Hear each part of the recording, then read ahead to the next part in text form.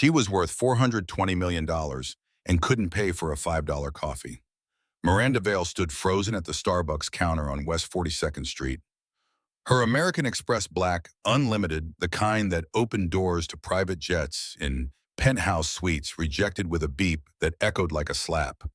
The barista, barely 22, with tired eyes and a name tag reading, Marcus swiped the card again. Nothing. Behind her, 12 people deep into morning commutes began the restless shuffle of impatience. The Monday sun carved sharp angles through Manhattan's glass towers, turning the city into a cathedral of ambition and exhaust. Miranda had flown in from Singapore 6 hours ago, hadn't slept, and her bank had frozen every card due to suspicious activity patterns. Standard fraud protection. She'd meant to call them. There hadn't been time. 3 more cards emerged from her wallet, each one failing with mechanical indifference. Heat crawled up her neck. The woman behind her sighed audibly. Someone muttered about people holding up the line, then a hand reached past her shoulder. Weathered. Guard knuckles. Nails clean, but unmanicured. It belonged to a man in a navy polyester security uniform, the kind every corporate building in Manhattan issued. He held a crumpled $10 bill. The words came quiet, almost apologetic. I got it. Miranda turned. He was tall, taller than her, even in the Louboutins that added 4 inches she didn't need but wore anyway because height was armor in boardrooms full of men who called her sweetheart. His hair was dark going silver at the temples in a way that suggested either hard living or genetics that didn't care about vanity. Lines framed eyes the color of storm clouds over the Atlantic, and something in his face said he understood humiliation without needing explanation.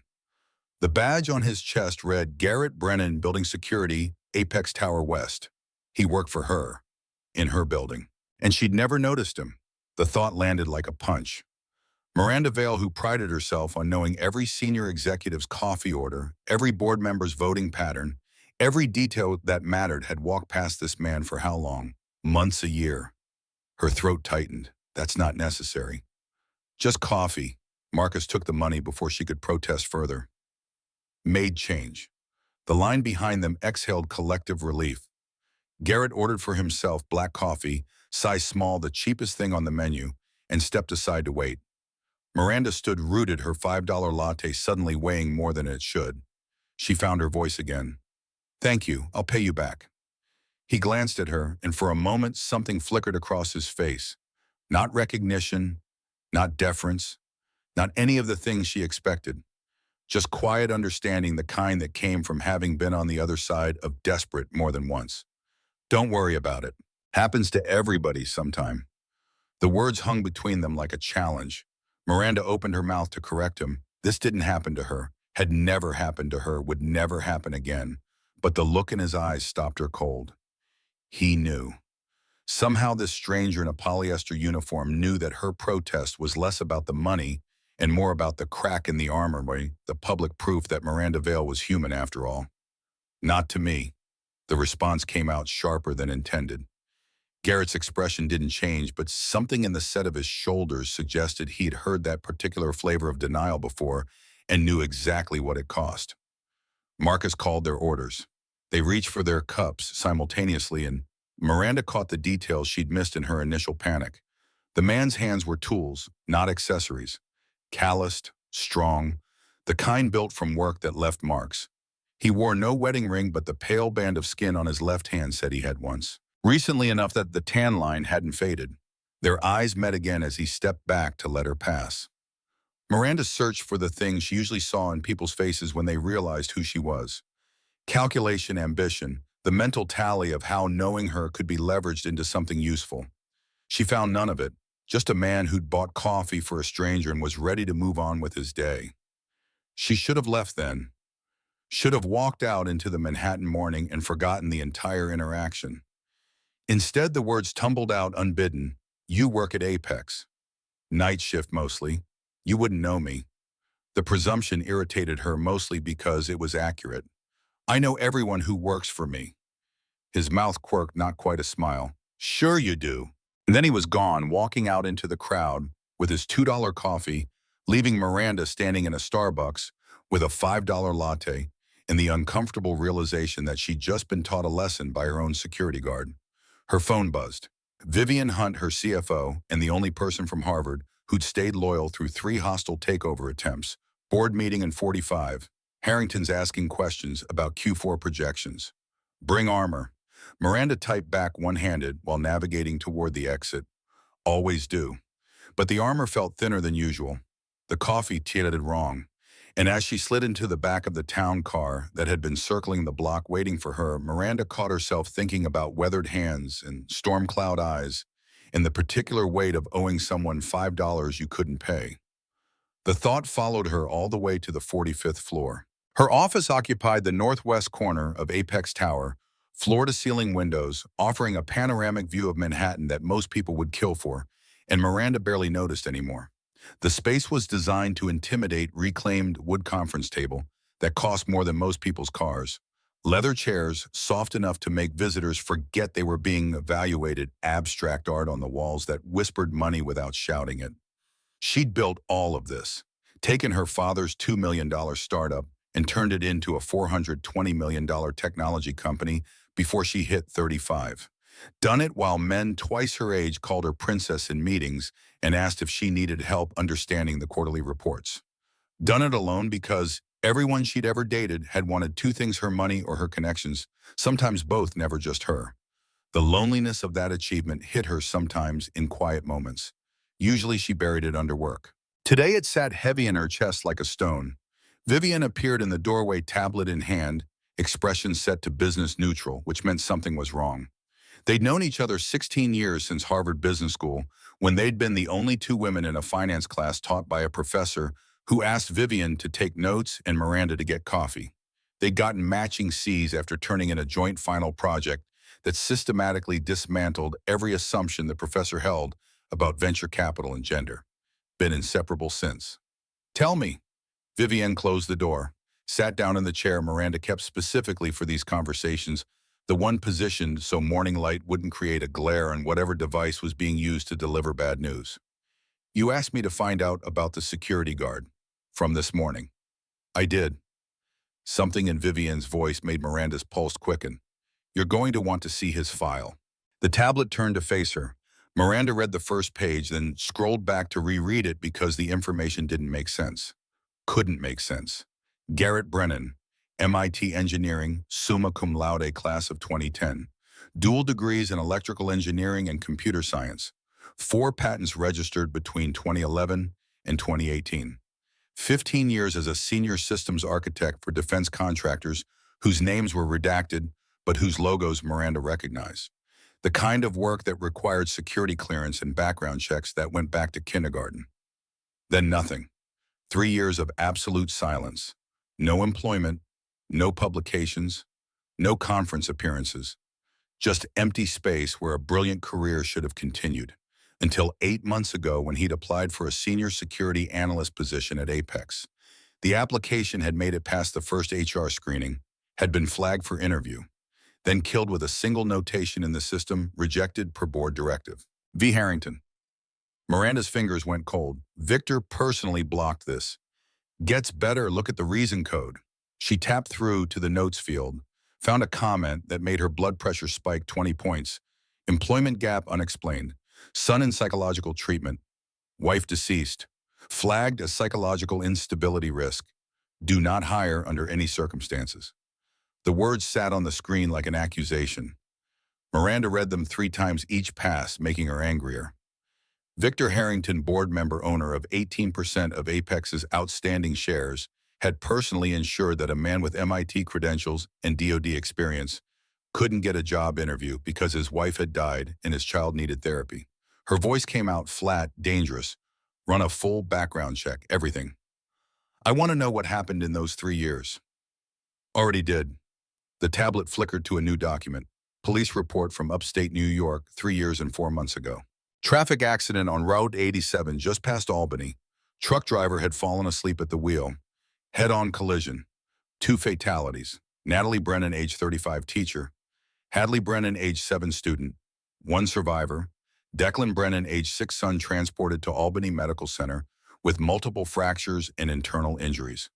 Driver Garrett Brennan walked away without a scratch. Miranda's throat closed. She scrolled further, found the hospital records.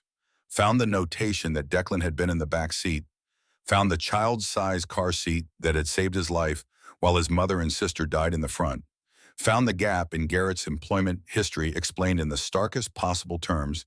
He'd quit his job the day after the funeral and spent 3 years being a full-time father to the son who'd survived. There's more. Vivian pulled up medical records.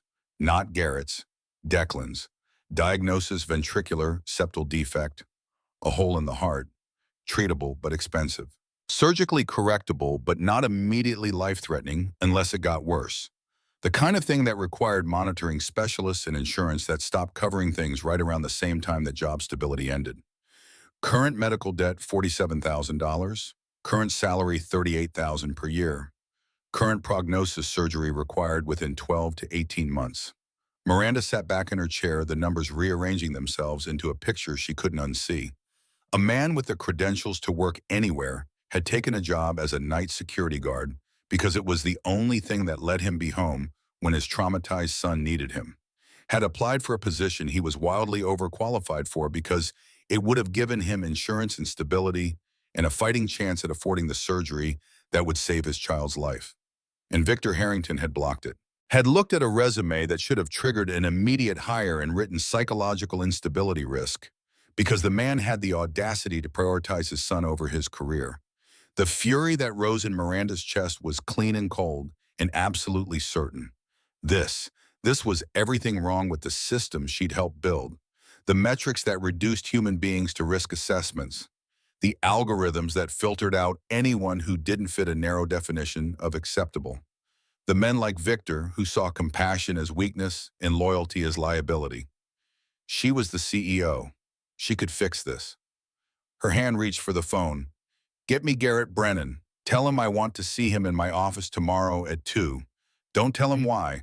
Just tell him I'm asking." Vivian's eyebrows rose. "You're going to offer him a job." "I'm going to fix a mistake." "Miranda, Victor's going to lose his mind." The smile that crossed Miranda's face held no warmth. "I'm counting on it." Vivian left. Miranda turned to stare out at Manhattan, at the city that never stopped moving, because stopping meant falling behind, at the buildings full of people trying to climb ladders that led nowhere except more climbing.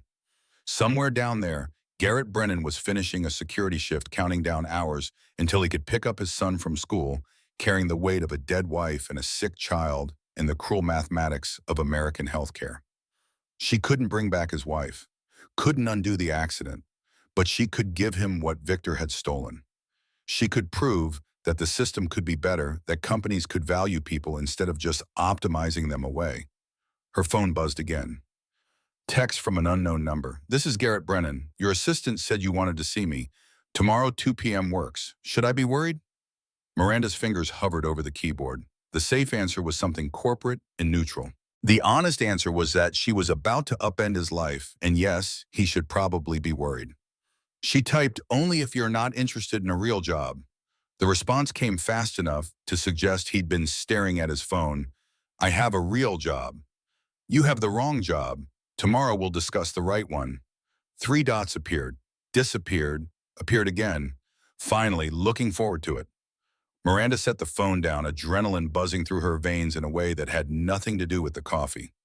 Victor Harrington had made a mistake when he blocked Garrett's application.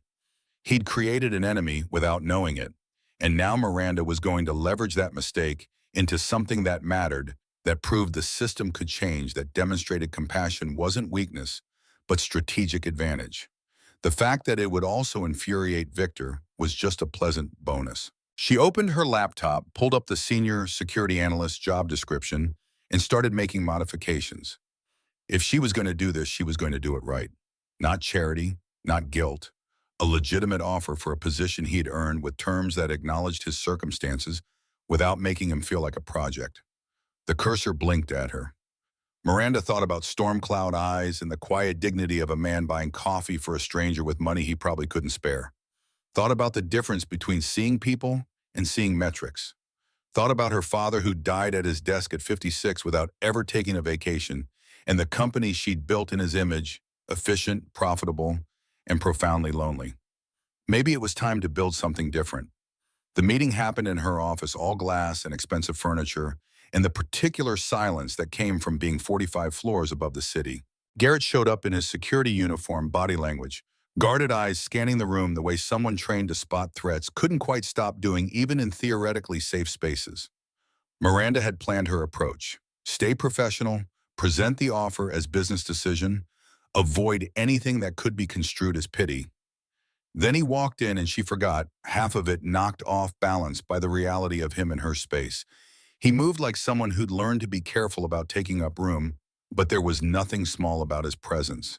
Even in the cheap polyester uniform, even clearly uncomfortable, he had the kind of solidity that came from being tested and not breaking. She gestured toward the chairs. Please, sit.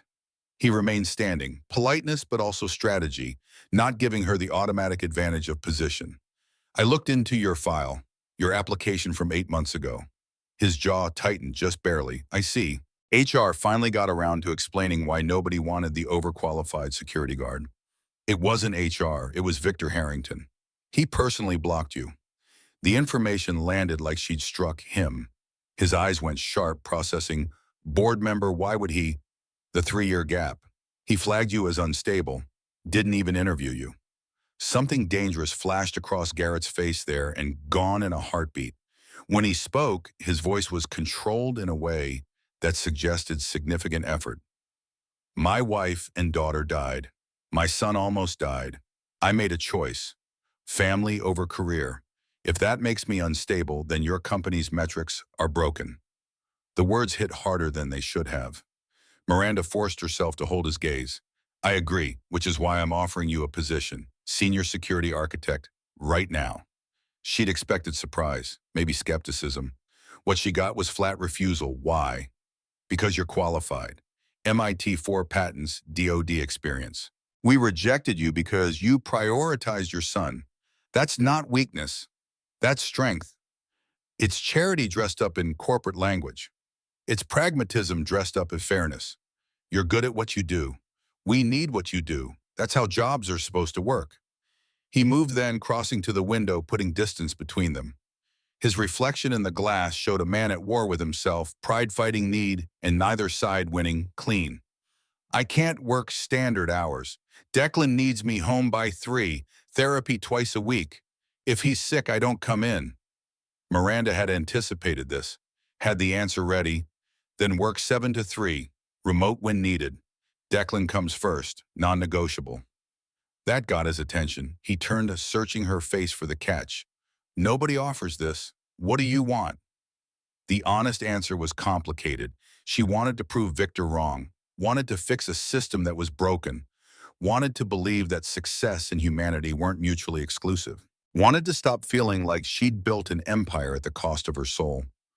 What came out was simpler. I want to prove that we can do better, that we can value people instead of just optimizing them away, and I want you to help me do it. The silence stretched. Garrett's hands flexed at his sides, tension written in every line of his body. Miranda recognized the moment for what it was: a man deciding whether to trust, whether to risk believing that someone in power actually meant what they said. I'll take the job, but I'm paying for my own coffee from now on. The corner of her mouth lifted despite herself. Deal. They discussed logistics. Salary $92,000, which was market rate for the position, and triple what he made as security. Benefits: medical insurance that would cover Declan's surgery with a $5,000 max out of pocket. Start date next Monday, giving him time to give notice and arrange childcare. Through it all, Garrett maintained careful distance, like accepting help was a form of combat he needed to win on his own terms. Miranda understood. She'd built a career on never needing anyone, never being vulnerable, never letting the armor slip. Recognized in him a kindred version of that same protective instinct. He was halfway to the door when she called after him, Garrett, the coffee, I know you couldn't really spare it. He paused, hand on the doorframe. $5 won't break me. No, but it matters that you paid it anyway. Their eyes met.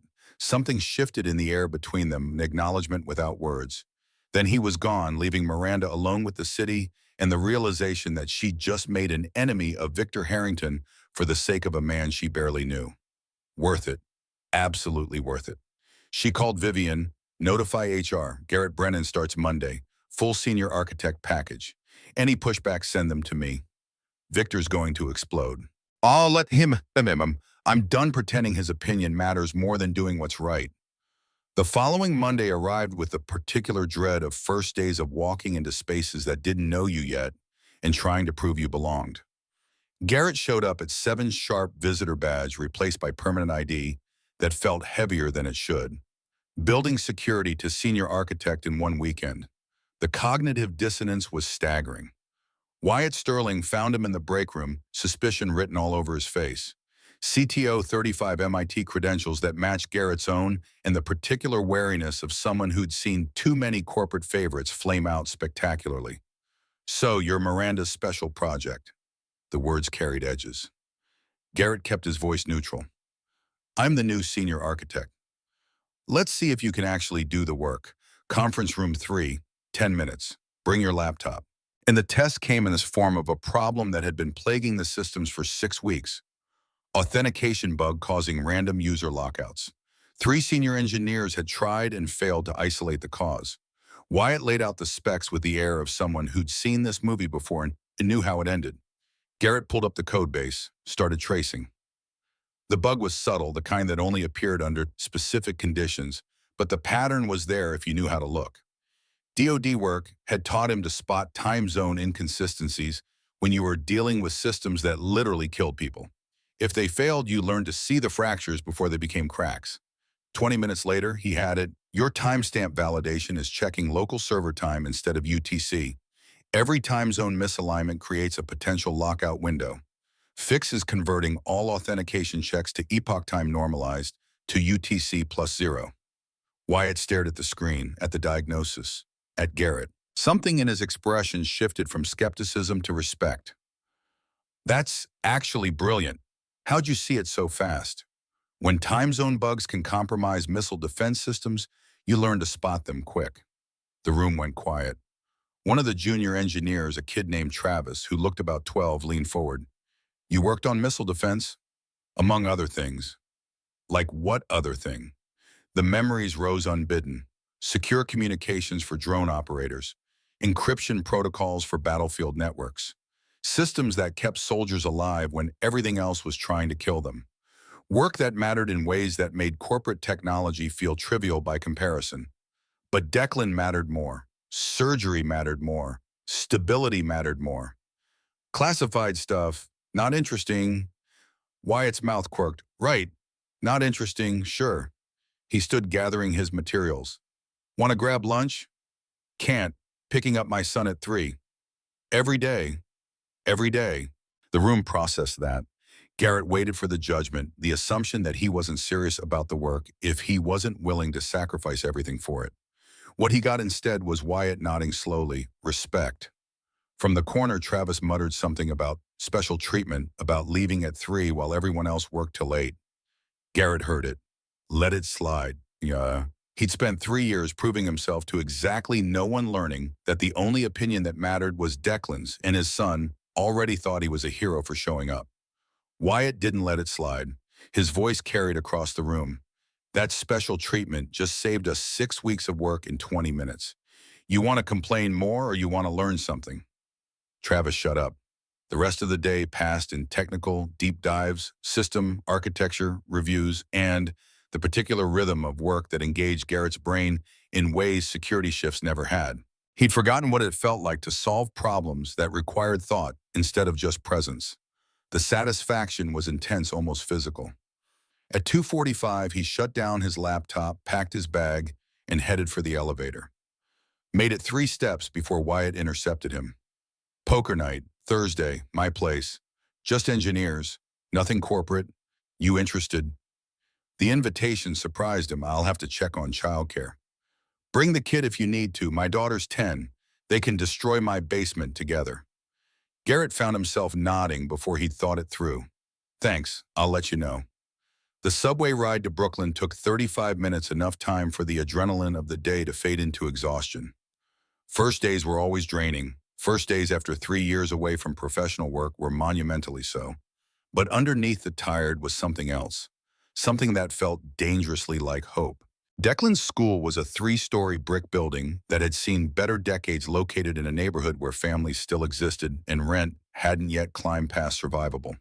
Garrett waited with the other parents and nannies and occasionally grandparents, all of them weathered by the particular stress of raising kids in a city that didn't care if you couldn't keep up. Then the doors opened and children poured out in a wave of backpacks and noise. Declan emerged near the middle of the pack, smaller than most of the other 9-year-olds, dark hair, falling in his eyes the way it always did right before Garrett remembered to schedule haircuts. He spotted his father, and something in his whole body relaxed. They walked to the subway together, Declan chattering about his day with the detail-oriented intensity of a kid who processed life by narrating it. Garrett listened with half his attention, the rest tracking the people around them, the exits, the threats. DOD habits died hard. Maybe didn't die at all. Dad, you're doing the thing. He blinked. What thing? Where you're here, but not really here. Your brain is still at work. The accuracy of that hit harder than it should. Garrett stopped walking, crouched down to his son's level, right there on the sidewalk, while people flowed around them. You're right, I'm sorry. Tell me about your day again. I'm listening this time. Declan grinned gap where his front tooth was growing back in. Mrs. Patterson said my book report was excellent. She used that word. Excellent. That's great, bug. Also, we're doing a project on family trees. We have to bring in pictures of our families. The words landed like a trap. Family trees, which meant acknowledging in front of the whole class that half of Declan's family was gone. That where other kids had parents and siblings, he had blank spaces in memory. Garrett kept his voice steady. Okay, we can do that. We'll find good pictures of Mom and Hadley. Something crossed Declan's face. There and gone before Garrett could identify it. Yeah, okay. They rode the subway in silence, Declan pressed against his side, both of them carrying weights too heavy for the space they occupied. At home, their fourth-floor walk-up with thin walls and a radiator that clanged like it had opinions. Garrett made dinner from the groceries he'd stretched to cover a week.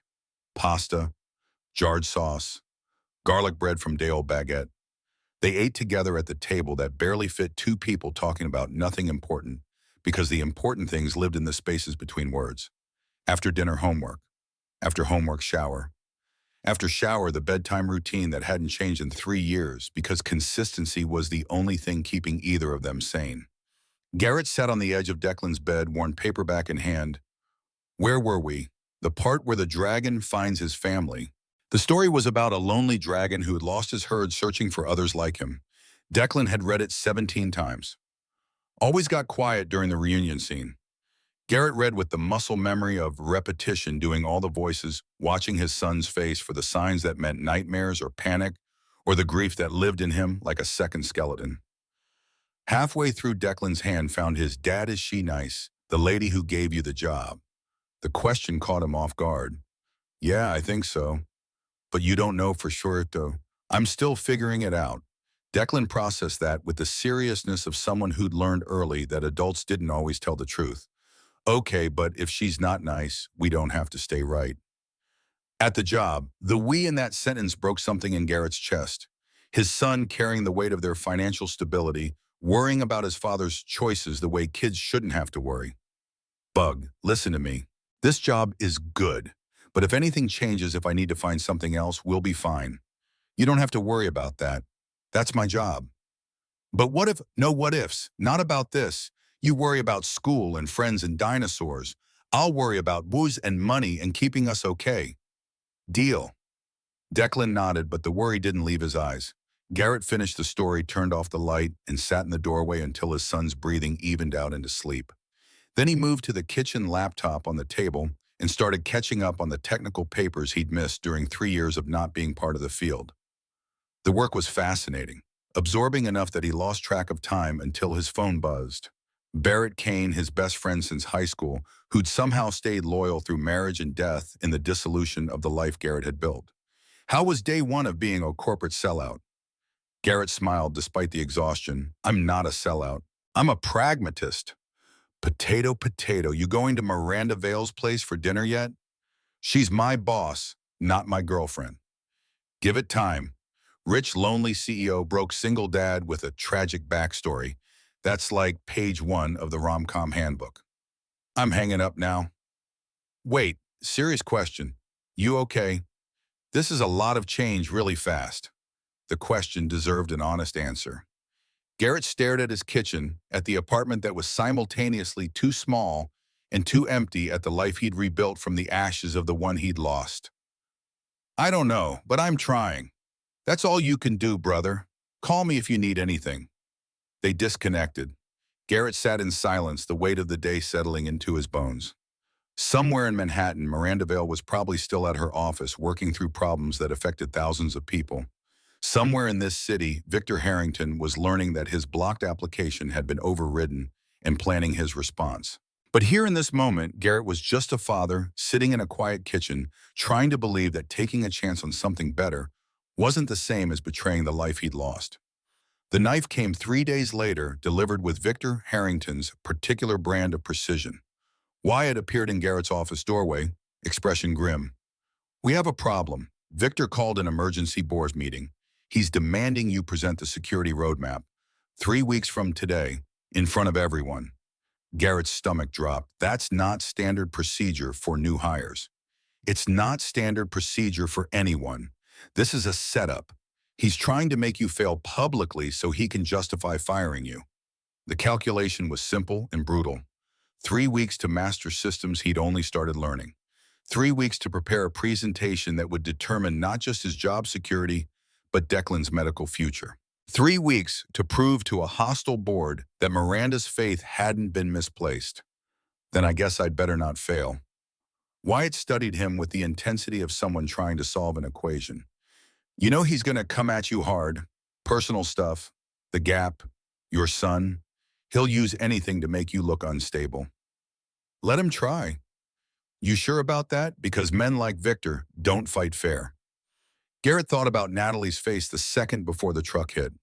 Thought about Declan's screams in the hospital. Thought about 3 years of rebuilding from absolute zero while the world assumed he'd given up instead of just shifted priorities. I've survived worse than Victor Harrington. The 3 weeks passed in a blur of late nights and early mornings of Declan staying with Barrett's family when Garrett couldn't be home by bedtime, of Miranda checking in with careful neutrality that suggested she knew exactly what Victor was doing and couldn't stop it without making things worse. The presentation took shape, slowly built from vulnerability assessments and security protocols, and the kind of technical depth that would either impress or bore the board into submission. Garrett knew his material, knew the systems better than people who'd been there years. But Victor wasn't going to attack his competence. He was going to attack his character. 2 nights before the presentation, Declan found him on the apartment's fire escape, staring at the Brooklyn skyline like it held answers. His son climbed out, carefully settled beside him in the space they'd claimed as theirs for conversations too big for walls. "Dad, are you scared?" The question deserved honesty. "Yeah, Bug, I am. About the presentation. About a lot of things." Declan leaned against him, warm and solid, and the only thing that mattered. "Mom used to say being scared means you care." The memory hit like a knife. Natalie had said exactly that right before Declan's first day of school, right before 100 other moments when fear had threatened to paralyze them both. She was right. "Then you should care really hard tomorrow, Dad. Show them you care." Garrett pulled his son close, breathing in the scent of kid shampoo and the particular mixture of sweat and innocence that was just Declan. "When did you get so smart?" "I've always been smart. You just forget because you're old." Despite everything, Garrett laughed. The sound surprised him, reminded him that joy still existed even in the gaps between fear. The morning of the presentation arrived with rain that turned Manhattan into a watercolor. Garrett dressed carefully borrowed suit from Barrett that fit well enough tie that Declan had helped pick out because his son believed neckties were serious business. The face in the mirror looked determined, terrified, ready. The boardroom was designed to intimidate. Mahogany table, leather chairs, windows that showed the city spread out like a prize to be claimed. 12 board members filed in, Miranda among them, but carefully neutral Victor at the head, wearing the smile of someone who'd already won. Garrett set up his presentation, hands steady despite the adrenaline. Found his notes, found his breathing, found the version of himself that had briefed generals and didn't flinch. Victor opened with casual cruelty. "We're here to evaluate Mr. Brennan's fitness for his position. Given his Unconventional hiring circumstances. The words landed exactly as intended. Garrett watched the board members process the implication that he was a charity case, that Miranda had let emotion override judgment, that competence was somehow negotiable. He could respond, could defend, could explain. Instead, he started his presentation. The first section covered current vulnerabilities, 23 security holes in Apex's systems laid out with clinical precision, SQL injection points, XSS vulnerabilities, privilege escalation paths, each one a disaster waiting to happen, each one fixable, each one being ignored. The board shifted uncomfortably. This wasn't what they'd expected. Section 2 fixes implemented. In 3 weeks, he'd close 18 of those 23 vulnerabilities. The metrics showed it clearly: penetration test success rates dropping from 67% to 12%. Wyatt had verified everything, run independent tests confirmed the numbers. Travis, the junior engineer who'd complained about special treatment, had become Garrett's biggest advocate after watching him work. Now sat in the back of the room, arms crossed, ready to fight anyone who questioned the data. But Victor wasn't done. He leaned forward.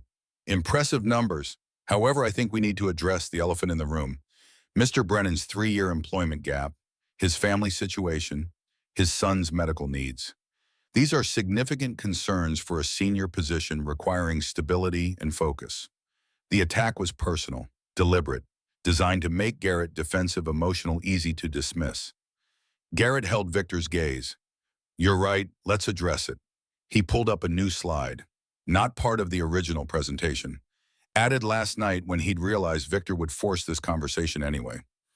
3 years ago, my wife and daughter died in a car accident. My son survived. I quit my job to take care of him. For 3 years, I was a full-time father to a traumatized child who needed stability more than I needed a career. The room went silent. Miranda's expression stayed carefully neutral, but something flickered in her eyes. During that time, I learned things that don't appear on resumes. I learned how to solve problems with limited resources, how to stay calm under pressure that would break most people, how to protect what matters when everything else is trying to destroy it. He clicked to the next slide. The intrusion attempt from 2 weeks ago, the one he'd stopped before it became a crisis, the one he hadn't reported yet because he'd wanted the full analysis complete. Last Tuesday at 2 a.m., someone attempted to breach Apex's authentication servers. Sophisticated attack. Military-grade intrusion protocols. The kind of thing designed to look like random failure while stealing everything. Victor's face went very still. I tracked it for 4 hours. Isolated the intrusion point. Shut it down before any data was compromised. Then I traced the digital signature back to its source. Garrett pulled up the logs, the IP addresses, the trail that led to a server registered in the Cayman Islands to a shell company owned by Harrington Ventures. Victor Harrington's private consulting firm attempted to hack his own company's systems. The question is, why am I? The room erupted, board members shouting over each other, Miranda's neutral expression cracking into fury. Victor standing face red, demanding that this was fabricated, that Garrett was unstable, just like he'd warned that Garrett's voice cut through the chaos. The FBI has been notified. They're very interested in the pattern of corporate espionage that traces back to your firm. Victor went white. The meeting dissolved into emergency session. Garrett was dismissed, waited outside while decisions were made that would determine futures. Vivian found him in the hallway, expression somewhere between impressed and horrified. That was either the bravest thing I've ever seen or the stupidest. Maybe both. Victor's going to come after you. This isn't over. I know. She studied him for a long moment. You did good in there. Really good. Miranda's fighting for you. But this is going to get ugly. Through the conference room's glass walls, Garrett could see the argument. See Miranda standing, gesturing, making her case. See Victor's allies rallying. See the board splitting into factions. His phone buzzed. Barrett. How'd it go? Garrett typed back. Either I just saved my job or destroyed it. Won't know for another hour. The response came immediately. Either way, you're a badass. Declan's at my place playing Mario Kart with the girls. Take your time. The door opened. Wyatt appeared, expression unreadable. They want you back in. Garrett's heart hammered as he returned to the boardroom. Everyone was seated now. The chaos settled into grim determination. Miranda met his eyes. Something in her face made his breath catch. She spoke first. The board has voted to remove Victor Harrington from all security oversight pending FBI investigation. Your position is confirmed. Effective immediately, you're being promoted to Chief Security Officer. The words took a moment to process. Victor was still in the room, face purple with rage. The board members who'd been his allies were carefully not meeting his eyes. Miranda continued, "Additionally, we're launching an internal investigation into hiring practices, starting with a full review of every application rejected in the last 5 years. She looked directly at Victor. "Turns out when you block qualified candidates for personal reasons, you open the company to significant liability. Legal will be in touch." Victor left without another word. The threat was clear in every line of his body. This wasn't over, not by a long shot. But he'd lost this round, and everyone in the room knew it. After the meeting, after the congratulations from board members who'd voted with Miranda, after Wyatt's enthusiastic backslapping, and Travis's awed, "That was the most badass thing I've ever seen." Garrett found himself alone with Miranda in her office. She stood at the window, shoulders tight. "You didn't have to protect me. I could have handled Victor." "I wasn't protecting you. I was protecting the bomb, the opportunity, everything this represents. It could have gone wrong. You could have lost everything." He thought about that. "I've already lost everything. This is just rebuilding." She turned to face him. "You saved the company again." "I did my job." "No, you did mine." The moment stretched between them, something shifting in the space they occupied together. Garrett became aware of how close they were standing, of the way afternoon light caught in her hair, of the fact that she was looking at him like he was something more than an employee. "I need to pick up Declan." The spell broke. Miranda stepped back. "Of course. Go. We'll talk Monday about the new position." He made it to the door before her voice stopped him. "Garrett, thank you for taking the chance, for trusting me when you had no reason to." He looked back. "You gave me a reason. That's more than most people do." Then he was gone, walking through Apex Tower that he'd once guarded and now helped protect, riding the elevator down 45 floors to street level, where rain still fell and the city still moved, and somewhere in Brooklyn his son was waiting for him to come home and tell him how the day went. Barrett's apartment was chaos when he arrived. 3 kids under 12, video game sounds, the particular noise of children who felt safe enough to be loud.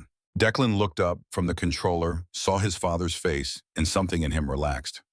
"Did you win?" Garrett crouched down, pulled his son into a hug that was more for himself than Declan. "Yeah, Bug, we won." "I knew you would. You're the bravest person I know."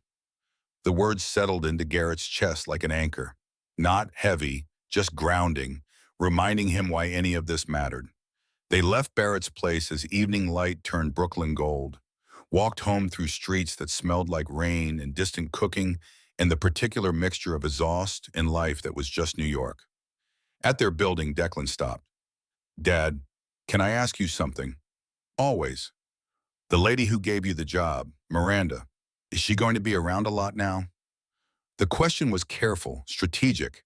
Declan trying to understand the shape of their life, how many people to let in, how much to risk trusting.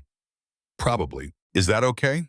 Declan considered it with the seriousness of someone who'd learned to evaluate risk. "I think so. She seems nice, and she makes you less sad." "I'm not sad." "Dad, yes you are. You've been sad for 3 years, but today you're less sad. That's good." They climbed the stairs together, father and son carrying between them the weight of survival and the fragile hope that maybe, just maybe, things were starting to get better. The promotion to Chief Security Officer came with a corner office on the 43rd floor, a salary that made Garrett's hands shake when he saw the offer letter, and the kind of responsibility that kept him awake at 3 in the morning, wondering if he'd made a catastrophic mistake. 2 weeks into the new position, Miranda appeared in his doorway with an expression he couldn't read. "Dinner, tonight, not work, just us." The invitation landed in his chest like a depth charge. Garrett looked up from the security audit he'd been drowning in, found her watching him with something that might have been nervousness if Miranda Vale ever got nervous about anything. "I don't think that's a good idea." "Why not?" "Because she was his boss. Because the power dynamic was impossible to navigate cleanly. Because he was a widower with a traumatized kid, and she was a billionaire with a company to run, and mixing those worlds felt like tempting disasters he couldn't afford. Because every time he looked at her lately, something in his chest tightened in ways it hadn't since Natalie died, and that terrified him more than Victor Harrington ever could. What came out was simpler. I have Declan. Barrett said he'd take him for the night. I already asked. The fact that she'd gone to his best friend first, had planned this carefully enough to arrange childcare, shifted something. This wasn't casual. This was deliberate. Miranda Vale, who could buy anything, was asking instead of demanding. What kind of dinner? The kind where we're two people having a conversation. No board members, no shareholders, no corporate strategy, just dinner. Garrett studied her face, looking for the angle, the hidden agenda, the thing that would make this make sense. Found only the same careful hope he saw in Declan's eyes when asking if they could afford pizza for his birthday. Okay, where? Nowhere fancy. I've had enough of fancy. They met in Brooklyn, small Italian place 3 blocks from Garrett's apartment, where the wine was cheap and the pasta was real, and nobody cared that the table wobbled. Miranda showed up in jeans that probably cost more than his rent, but looked normal enough to pass hair down instead of the severe bun she wore to the office. The transformation was jarring. She looked younger, more vulnerable, human in ways the CEO version never allowed. She slid into the booth across from him. I spent 40 minutes deciding what to wear. I'm 38 years old and I felt like a teenager. I borrowed Barrett's shirt. All mine have holes. The admission made her laugh real and unguarded. The sound did dangerous things to Garrett's ability to maintain professional distance. He'd forgotten what it felt like to make someone laugh, to want to keep making them laugh, to care about the light in their eyes when they looked at you. The waiter brought menus.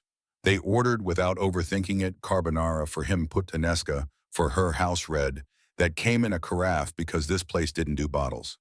The ritual of it gave them something to do with their hands, somewhere to look besides at each other. Miranda spoke first. Tell me about Natalie. The request caught him off guard. Most people avoided mentioning his dead wife like grief was contagious, and saying her name might spread the infection. But Miranda waited, patient and present, actually wanting to know. She was a third-grade teacher. We met at a party when I was 24 and thought I knew everything. She proved me wrong about most of it within the first hour. We were married 6 months later. Fast. When you know, you know. Something flickered across Miranda's face. Not jealousy, something more complicated, like she was mourning the possibility of ever feeling that certain about anything. What was she like? Garrett let himself remember. Natalie's laugh that was too loud for restaurants. The way she sang off-key in the shower. Her conviction that pineapple belonged on pizza, which had been the subject of their only recurring argument. The fierce protectiveness she'd had for her students, bringing home stories about kids who needed advocates and then becoming those advocates without asking for permission or forgiveness. She made the world bigger, saw possibilities in things I wrote off, made me better without making me feel like I was broken. The words hung in the space between them. Miranda's expression had gone soft, stripped of the armor she wore everywhere else. She sounds wonderful. She was. I'm sorry you lost her. Garrett's throat went tight. 3 years and the grief still ambushed him in unexpected moments. Me too. The food arrived, giving them permission to shift topics.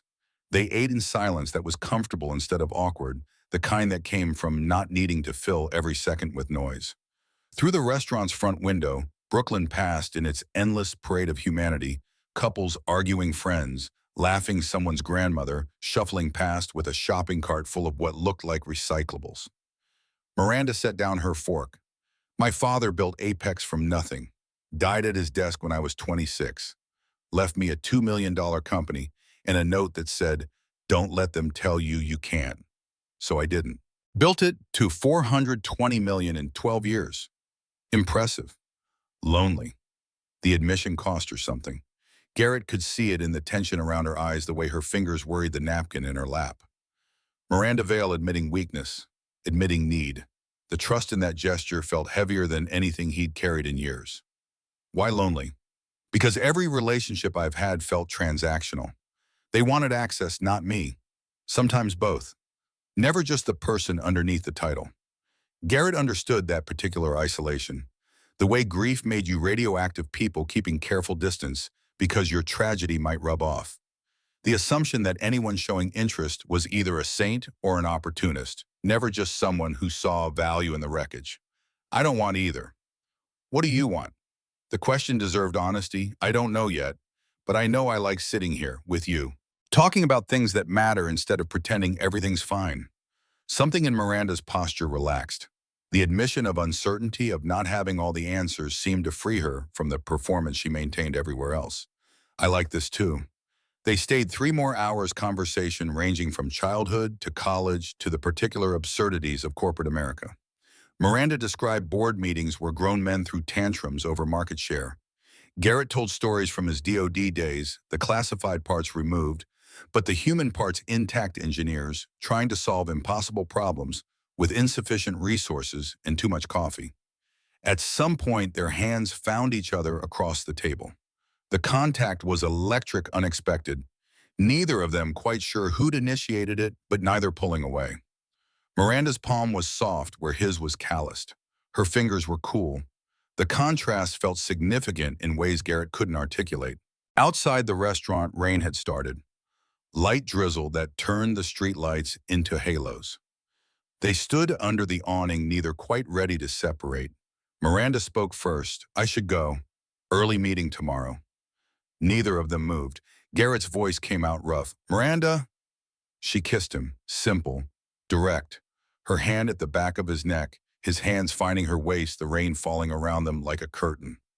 The kiss tasted like red wine and possibility. Lasted exactly long enough to be unmistakable, not quite long enough to be complicated. When they broke apart, both were breathing harder than the kiss warranted. Miranda's voice shook slightly. I've wanted to do that since the coffee shop. Took you long enough. She laughed against his mouth, kissed him again. This one went deeper, more certain, both of them committing to whatever this was becoming. When they finally separated, Garrett felt dizzy in a way that had nothing to do with the wine. I need to think about this, about us, about what it means. Miranda's hand stayed on his chest. Take all the time you need. I'm not going anywhere. The taxi that appeared seemed preordained. She climbed in, gave him one last look through the window that promised continuation, then disappeared into Brooklyn traffic. Garrett stood in the rain until he couldn't feel his fingers trying to remember what it felt like to want something beyond survival. The walk home took 15 minutes. Barrett's apartment was quiet when he arrived to collect Declan. His best friend opened the door with a knowing smirk. So, how was dinner? Complicated. That's not a no. Garrett found Declan asleep on Barrett's couch, sprawled in the boneless way kids slept when they felt safe. Scooping up his son without waking him was an art form he'd perfected over years. The weight was familiar, grounding, a reminder of what mattered beyond his own confused heart. Back in their apartment, tucking Declan into bed, watching his son's face in the streetlight that filtered through thin curtains, Garrett felt the full weight of the decision he was making. Letting Miranda in meant risking this. Risking the stability they'd built. Risking Declan's heart right alongside his own. But maybe that was the point. Maybe love was supposed to be risky. Maybe the alternative safety purchased at the cost of connection was its own kind of death. His phone buzzed. Miranda, thank you for tonight, for being honest, for seeing me. Garrett typed back, thank you for asking, for waiting, for staying. The response came fast, always. He fell asleep thinking about the taste of red wine and the feeling of her hand in his, and the terrifying possibility that maybe, just maybe, he was allowed to be happy again. Monday morning brought complications in the form of Vivian Hunt appearing at Garrett's office with an expression that suggested someone had died or was about to wish they had. We need to talk about you and Miranda. Garrett's stomach dropped. How did you, please? Half of Brooklyn saw you making out in the rain. It's already on 3 gossip sites. Mystery Man captured CEO's heart. They were very excited about the fairy tale angle. The casualness with which she delivered the news made it worse. Garrett felt his carefully constructed professional boundaries crumbling in real time. This is going to be a problem. Vivian sat crossed her legs, studied him with the intensity of someone evaluating a potential acquisition. Only if you make it one. Miranda's a big girl. She makes her own choices. The question is whether you're serious or playing. I don't play. I have a kid. I don't have the luxury of not being serious. Good answer. She stood, moved toward the door, paused. For what it's worth, I've known Miranda 16 years. She's never looked at anyone the way she looks at you. Don't waste that. The warning felt more like blessing. Garrett spent the rest of the morning fielding looks from coworkers who'd apparently seen the gossip sites. Wyatt appeared with 2 coffees and a shit-eating grin. So you and the boss. Apparently. Bold move, respect. The lack of judgment surprised him. You're not concerned about the power dynamic. Wyatt shrugged. Guam. She could fire you tomorrow. You could quit tomorrow. Life's short. Natalie taught you that. Don't waste time worrying about what could go wrong. Focus on what's going right. The advice was sound. Terrifying but sound. Garrett buried himself in work, trying to ignore the whispers that followed him through the building. By noon, Miranda had called an all-hands meeting in the main conference room. Garrett attended with growing dread. She stood at the front, commanding attention without demanding it. When the room quieted, she spoke with the directness that had built an empire. I'm sure you've all seen the gossip sites by now, so let's address it directly. Yes, I'm dating Garrett Brennan. Yes, he's an employee. Yes, I'm aware of the optics. No, I don't care. The room held its breath. If anyone has concerns about favoritism or inappropriate behavior, HR has an open-door policy. If anyone has concerns about my personal life affecting my professional judgment, the board meets quarterly and your feedback is welcome. What's not welcome is gossip, speculation, or making either of us uncomfortable about a relationship that's nobody's business but ours. She let that land, then continued. Garrett Brennan is the chief security officer because he's the most qualified person for the job. He stopped a major breach that could have destroyed this company. He's earned his position 10 times over. The fact that I'm also dating him doesn't change his competence or his value to Apex. Any questions? Silence. Then someone in the back started clapping. Others joined. Within seconds, the entire room was applauding, and Garrett felt his face burning while simultaneously wanting to kiss Miranda in front of everyone just to prove the point. She found him after in the hallway where he'd retreated to process his too much perfect. I don't do subtle. I noticed. They stood too close for professional distance, not quite touching, but the air between them charged with everything unsaid. Someone walked past, smiled, kept going. The acceptance felt fragile, precious, like something that could shatter if handled wrong. Dinner tonight, my place. Garrett nodded, already calculating childcare logistics. Barrett owes me one. Bring Declan. The invitation shifted everything. This wasn't just dating, this was integration. Meeting his son on her territory and her space, letting Declan see them together in a way that made it real. You sure? I want to know him properly, not just the kid who likes dinosaurs, but the person who makes you smile when you talk about him. Garrett's chest went tight with something that wasn't quite panic, but close. Okay, yeah, we'll come. Miranda's penthouse occupied the top 2 floors of a building in Tribeca where the doorman wore white gloves and the elevator required a key. Declan's eyes went wide as they ascended, taking in the gold fixtures and mirrors that multiplied their reflections into infinity. Dad, this is like a castle. More like a very expensive apartment. Same thing. Miranda opened the door in jeans and a sweater, barefoot, hair down. The casual version of her was becoming Garrett's favorite. She crouched to Declan's level without hesitation. Hi, I'm Miranda. Your dad's told me a lot about you. Declan studied her with the intense scrutiny of children evaluating strangers. Do you like dinosaurs? I don't know much about them. His expression suggested she'd just admitted to not knowing what oxygen was. You don't know about dinosaurs? What do you even do all day? Miranda laughed, genuine and surprised. Mostly boring computer stuff, but I'd love to learn. Will you teach me? That was apparently the right answer.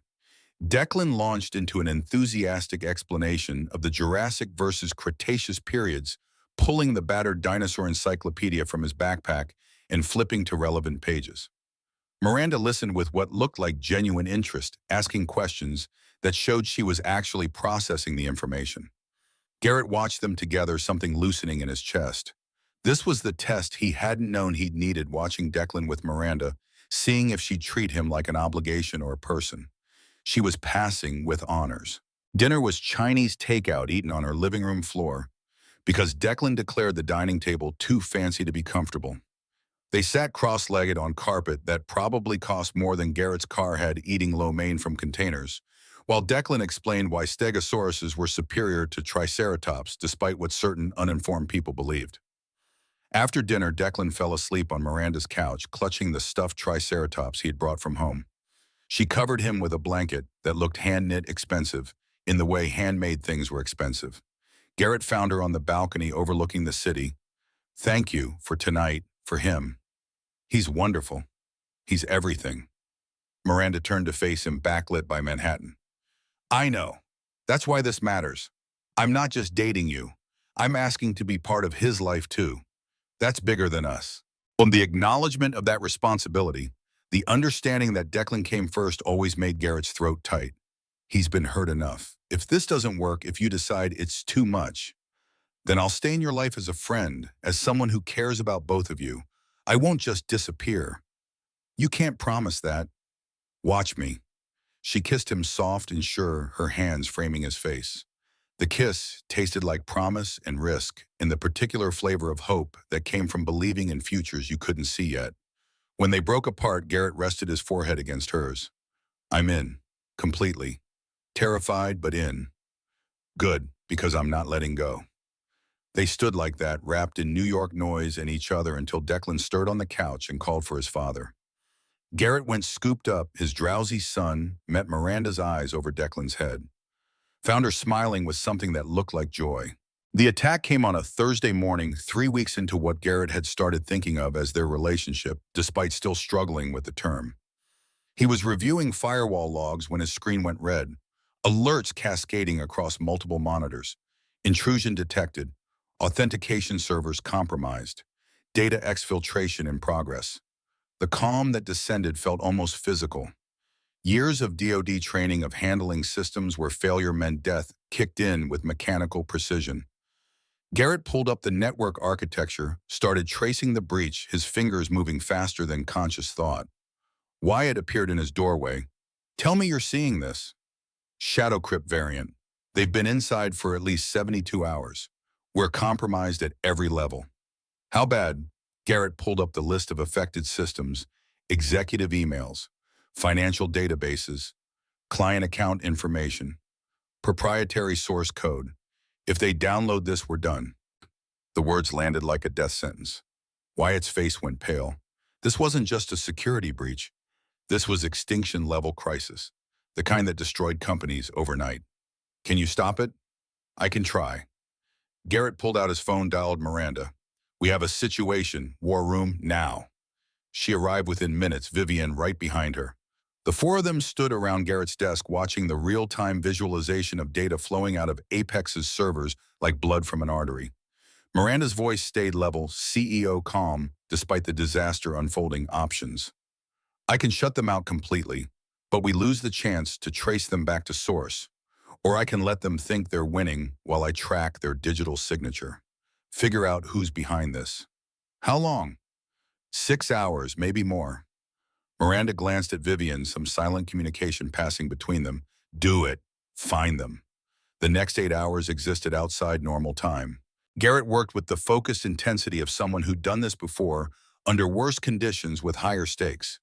The attack pattern was sophisticated, military grade, the kind of thing that required serious resources and insider knowledge, which meant this wasn't random. Someone had targeted Apex specifically, someone who wanted more than data. Wyatt brought coffee and food that Garrett barely touched. Other engineers appeared, offered help, were assigned smaller tasks that kept them busy, while Garrett worked the main problem. The team aspect reminded him of DoD days, everyone working towards survival. No ego, just mission focus. At hour 5, Garrett found the mistake. Tiny, almost invisible. A timestamp inconsistency that leaked the attacker's local time zone. Eastern Standard, New York area. He traced further, following the digital breadcrumbs through proxy servers and VPNs until he hit a wall. Then he remembered something. A technique from his DoD days tracking hackers who thought they were invisible. He pulled up a different set of logs, cross-referenced them with the attack pattern, and there it was. The smoking gun, IP address registered to a shell company in the Cayman Islands. Company owned by Harrington Ventures. Victor's private security consulting firm. Garrett's blood went cold. It's Victor. He hired hackers to steal our Q4 earnings data before public release. Miranda's face went hard. You're certain, Sean. The digital trail is solid, but we need physical evidence. Who authorized payment to the hackers? Who gave them access codes? Vivian already had her phone out. I'm calling the FBI. The FBI arrived with warrants and tactical gear that seemed excessive until Garrett realized they'd been building a case against Victor's firm for months. The Apex breach was just the latest in a pattern of corporate espionage that spanned 3 years and 7 companies. Special Agent Morrison interviewed Garrett in a conference room that felt too small. Walk me through how you found them. Garrett explained the technical details, the forensics, the trail that led inexorably to Victor Harrington's door. Morrison took notes, asked sharp questions, confirmed details, so with the expertise of someone who actually understood cybersecurity.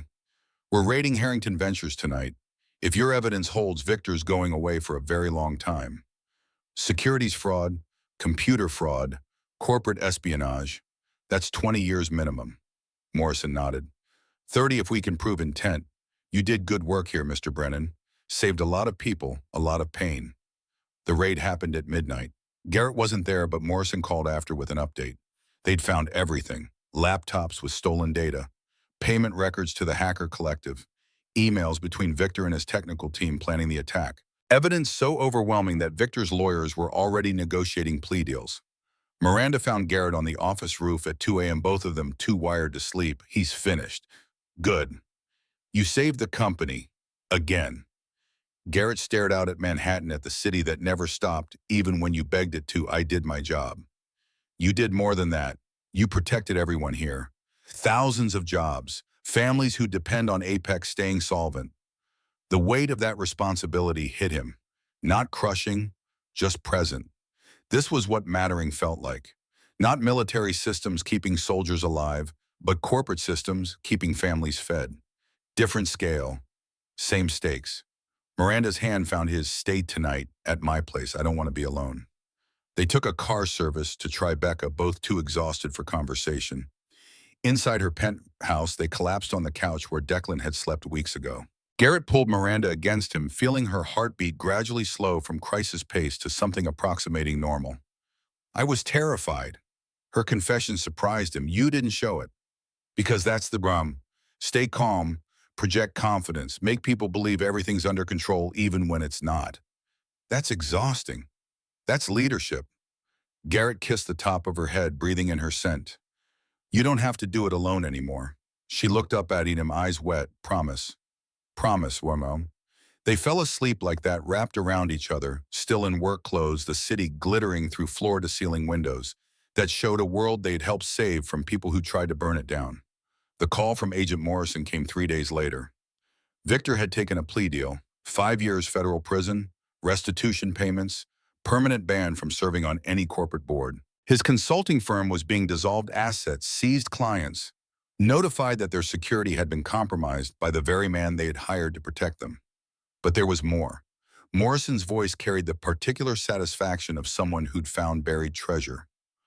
We were going through Harrington's files, found something related to you, patent filing from 2019. Decentralized identity verification system. Sound familiar? Garrett's grip tightened on the phone. That's mine. I filed provisional in 2018. Harrington Ventures filed 3 months before your patent was approved, listed you as derivative work. They stole your invention and filed it as original research. The betrayal hit deeper than the board presentation, deeper than the cyber attack. Victor had stolen 3 years of Garrett's work, had profited from intellectual property that wasn't his, had used his position to ensure Garrett couldn't fight back. Can we prove it? Already did. Provisional filings are time-stamped. Yours came first. We have emails discussing the theft. It's slam dunk. Patent rights revert to you, plus damages, looking at $2.5 million minimum. Garrett's legs went weak. He sat heavily in his desk chair. $2.5 million. Could be more if we include lost licensing fees. Harrington's been selling your patent to government contractors for 4 years. The number was incomprehensible. Life-changing. Declan's surgery paid for 100 times over. College fund, emergency reserves, the breathing room Garrett had never had suddenly possible. What do I do? Accept the settlement, cash the checks, use it to sue him civilly if you want, or just take the win and move on. Up to you. Garrett thanked him, hung up, sat in stunned silence until Miranda found him 20 minutes later, staring at his computer screen without seeing it. What happened, he told her, about the patent theft, the evidence, the settlement that would change everything. Miranda listened without interrupting, her face cycling through fury and vindication and something that looked like pride. He stole your work, then tried to ruin you for having the audacity to need your son. Karma's a bitch. Karma had help. You exposed him. You did this. Garrett shook his head. We did this. You hired me when nobody else would. Gave me the platform to prove myself. This win is ours. Miranda crossed to him, straddled his lap in the office chair, her hands framing his face. Money doesn't fix everything, but it fixes some things. Medical bills, security, the space to breathe. Take it. Use it. Build the life you and Declan deserve.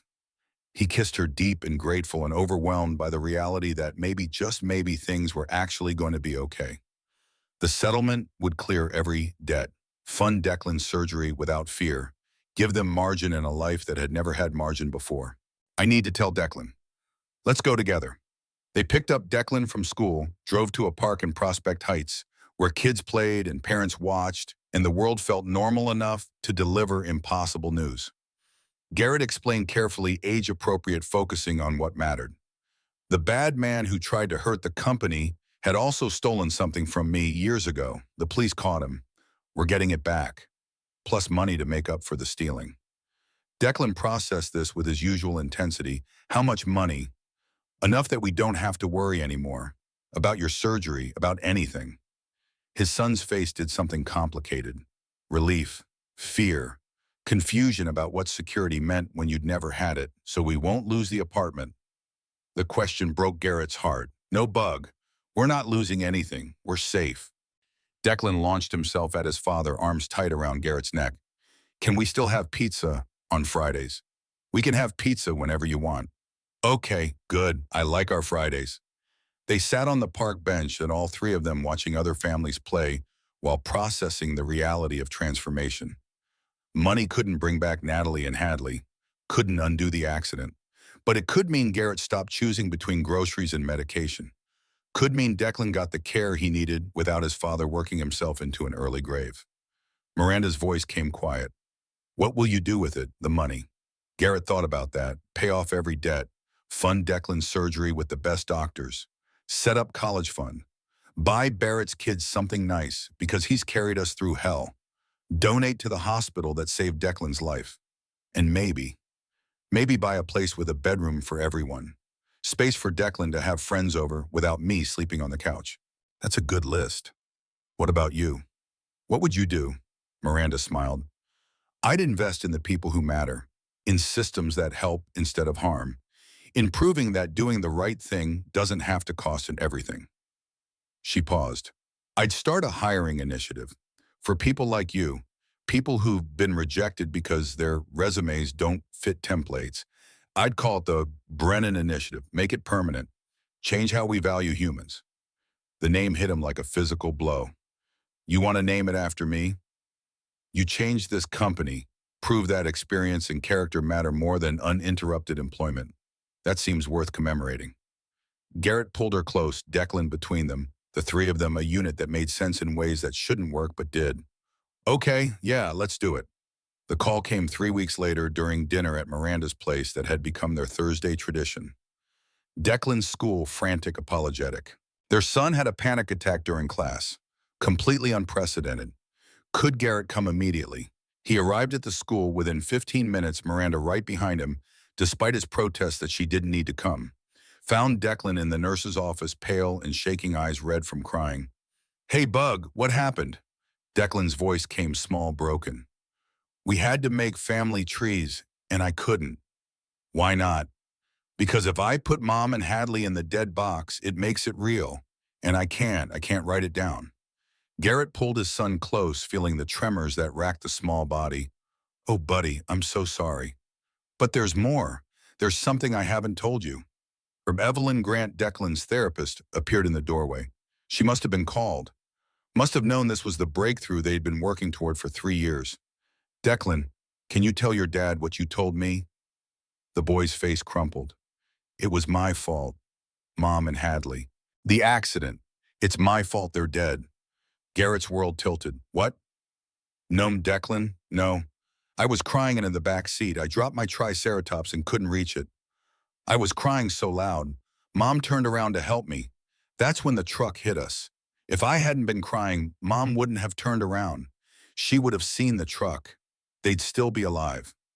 The confession hung in the air like shattered glass. Garrett felt his heart breaking, reforming, breaking again. His 9-year-old son had been carrying this guilt for 3 years, believing himself responsible, suffering alone. Declan, listen to me. The truck driver fell asleep. That's why the accident happened. Not because you cried, not because Mom turned around, because someone else made a terrible mistake. But no ifs. You were 6 years old. You dropped your toy. That's normal. That's what kids do. The accident wasn't your fault. It wasn't Mom's fault. It just happened, and it was awful, and it's not fair. But it wasn't anyone's fault except the person who fell asleep at the wheel. Dr. Grant knelt beside them. Declan, you've been carrying this alone for so long. That's too heavy for anyone, especially a child. Your dad's right. The accident wasn't your fault. But everyone died except me. That's survivor's guilt. It's real and it hurts, and it's not based in truth. You survived because your car seat saved you. Because luck or fate or whatever you want to call it decided you got to stay. That's not wrong. That's not your fault. That's just what happened. Declan collapsed into Garrett's arms, sobbing with the kind of abandon that suggested a dam breaking. Garrett held him, rocking slightly, letting his son purge 3 years of accumulated guilt and grief. Miranda stood in the doorway, tears streaming down her face, not trying to hide them. When Declan's sobs finally subsided into hiccups, she crossed to them, knelt down. Declan, can I tell you something? He nodded against Garrett's chest. When I was little, my dad died suddenly. Heart attack. And for years I thought if I just called him that morning, maybe he would have stayed home. Maybe he'd still be alive. I blamed myself for not calling. Declan looked at her, but it wasn't your fault. And it wasn't yours either. Sometimes bad things happen and there's no one to blame. That's the hardest part. We want someone to be responsible. But sometimes accidents are just accidents. The simple truth of that seemed to reach Declan in a way adult explanations hadn't. He pulled away from Garrett, studied Miranda with red-rimmed eyes. Can you stay for dinner? I don't want to be alone. Of course, I'm not going anywhere. They took Declan home, ordered pizza because it was comfort food and comfort was needed. Ate in silence on the living room floor while Declan picked at his food and gradually came back to himself. After dinner, the bedtime routine. After that, Garrett and Miranda on the couch while Declan slept, both of them processing. I didn't know. For 3 years, I didn't know he was blaming himself. Miranda's hand found his. You couldn't have known. Kids hide things, especially painful things. I should have seen it. You're human. You can't see everything. What matters is you're here now, he told you. Dr. Grant says that's major progress. Garrett stared at the ceiling. What if I'm not enough? What if he needs more than I can give? Then we figure it out together. Therapy, support, whatever it takes. But Garrett, you're already enough. You've kept him alive and safe and loved through the worst thing imaginable. That's not nothing. That's everything. The words settled something in him. Not fixing the fear, just making it bearable. They sat in the darkness holding each other until Miranda's phone buzzed. She glanced at it, frowned. It's Barrett. Says he needs to talk to you. It's about Declan's surgery. Garrett's blood went cold. He grabbed his phone, found 3 missed calls. Called back immediately. What's wrong? Barrett's voice was careful. Nothing's wrong. But Dr. Patel called, the cardiologist. Declan's routine checkup last week showed something. The VSD is larger than they thought. They need to schedule surgery soon, within the next 2 months. The timeline compressed brutally. 2 months. 8 weeks to prepare Declan mentally and emotionally for the operation he'd been dreading since diagnosis. 8 weeks to make sure everything was in place, financially, logistically, psychologically. Okay, we'll handle it. Garrett, he's going to be fine. The surgery's routine now. Success rate is 98%. That's a 2% chance of losing him. That's a 98% chance of him living a full normal life. Garrett hung up, turned to Miranda. They need to do surgery soon. Her face showed no surprise. Then we make sure he has everything he needs. Best doctors, best facility, best support, all of it. I'm terrified. I know. So am I. The admission cost her something. Miranda Vale admitting fear, admitting vulnerability about a child who wasn't even hers. The implications of that landed in Garrett's chest like an anchor. You don't have to be. He's not your responsibility. The hell he isn't. I love him. I love you. That makes him mine too. The words hung between them more significant than any marriage proposal. This was commitment in its purest form. Choosing to love a traumatized child, choosing to be present through the hardest things, choosing family without the legal obligation to do so. Garrett kissed her, trying to convey everything he couldn't articulate. Gratitude and fear and love and the desperate hope that maybe they'd all survive this. Stay tonight, please. I'm not going anywhere. They fell asleep on the couch, wrapped around each other. Declan's steady breathing from the next room, the only sound that mattered. Tomorrow they'd call doctors and schedule surgery and figure out how to prepare a 9-year-old for having his chest cracked open. Tomorrow, they'd be strong. Tonight, they were just scared. And that was okay. That was human. That was real. Garrett woke at 3 a.m. panic attack in full swing, couldn't breathe, couldn't think, could only see Natalie's face the second before the truck hit. Miranda woke with him, didn't ask questions, just held him through the shaking and the tears and the terror that never really went away. I can't lose him. I already lost everything. I can't lose him too. You won't. We won't let that happen. You can't promise that. Her grip tightened. I refuse to accept anything else. Declan is going to have the best surgeons, the best care, the best everything. And he's going to come through this because he's strong, because he's your son, because the universe can't be cruel enough to take him too. Garrett wanted to believe that, wanted to trust that surviving once meant you'd earned immunity from further tragedy. But he knew better, knew the universe didn't keep score, knew that loss could come for you again and again until there was nothing left. But maybe that was where faith came in. Not faith in the universe, faith in the people around you, faith that love mattered more than statistics. He held Miranda, letting her strength seep into him, and tried to believe they'd make it through. The plea deal came through on a Tuesday morning, delivered by Agent Morrison in a conference room that still smelled like the previous night's cleaning chemicals. Victor Harrington would serve 5 years federal prison, restitution payments totaling $7 million, permanent ban from corporate boards. His consulting firm dissolved, clients notified, reputation destroyed so thoroughly that even his country club had revoked membership. Garrett sat across from Morrison, Miranda beside him, trying to feel vindicated and mostly just feeling tired. 5 years doesn't seem like enough.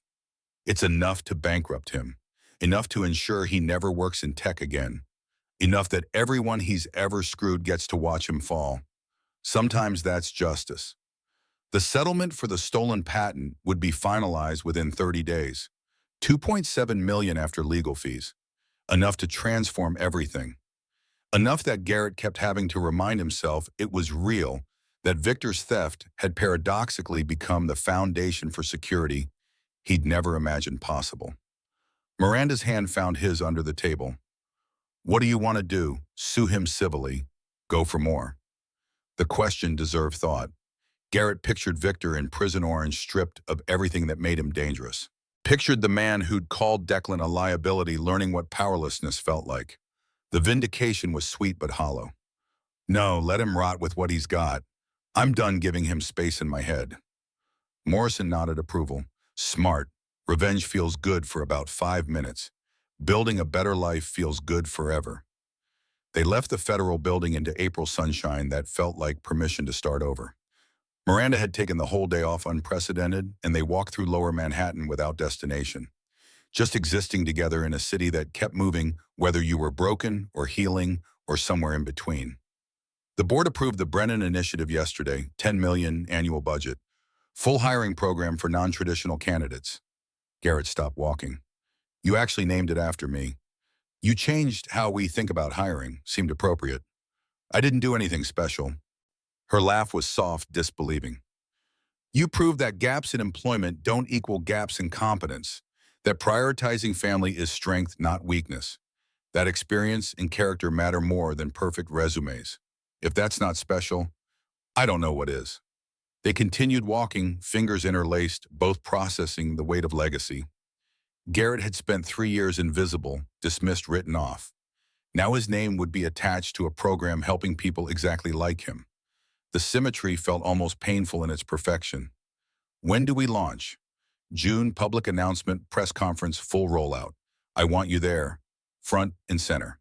The thought of standing in front of cameras being publicly associated with success instead of failure made his throat tight. I'm not good at speeches. Then be bad at them. People don't need polish. They need honest. Her certainty steadied him. Miranda had a gift for making impossible things seem merely difficult, for seeing past his doubt to the person she believed he could be. The trust in that vision was terrifying and necessary in equal measure. His phone buzzed. Dr. Patel, the cardiologist. Mr. Brennan, we have the surgery scheduled, May 14th, New York Presbyterian. Dr. Sullivan will be lead surgeon, best pediatric cardiac specialist in the state. Garrett's stomach dropped despite expecting this call. How long will he be in hospital? 5 to 7 days if everything goes smoothly. 6 to 8 weeks recovery at home. Then normal activity. Normal. The word felt foreign. Declan had never been normal, had been born with a heart that didn't close properly, lived his whole life with limitations he'd learned to navigate. The surgery would fix that, would give him the childhood other kids took for granted, if he survived it. We'll be there, thank you. He relayed the information to Miranda, watching her face shift through the same calculation he'd just made. Statistics said 98% success. Statistics said 2% of children didn't make it. Statistics couldn't account for the fact that this was Declan. This was everything. This was the last family Garrett had left. He's going to be fine. You keep saying that because it's true, because I won't accept any other outcome, because Declan is strong and stubborn and fights for what matters just like his father.